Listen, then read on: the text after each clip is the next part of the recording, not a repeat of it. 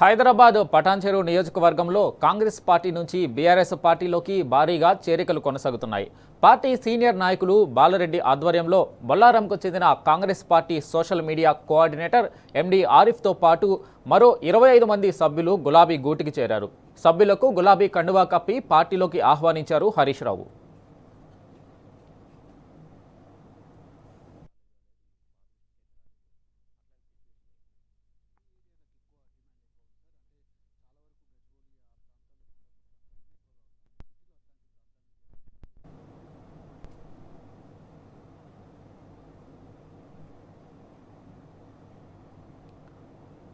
అధికార కాంగ్రెస్ పార్టీ చేస్తున్న దుర్మార్గాలను, మోసాలను సహించలేక బీఆర్ఎస్ పార్టీలో చేరిన సోషల్ మీడియా కోఆర్డినేటర్లకు, సభ్యులందరికీ శుభాకాంక్షలు తెలిపారు హరీష్ రావు.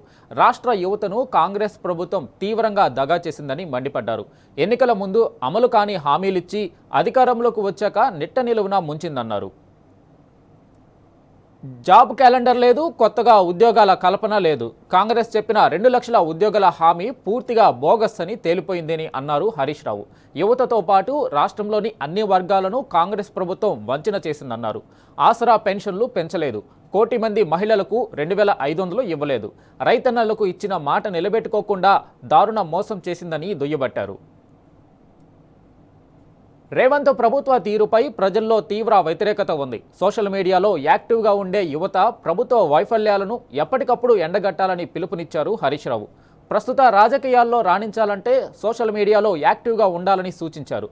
గ్రామ స్థాయి నుంచి రాష్ట్ర స్థాయి వరకు ప్రజా సమస్యలను వెలుగులోకి తేవడంలో సోషల్ మీడియా పాత్ర ఎంతో కీలకమన్నారు.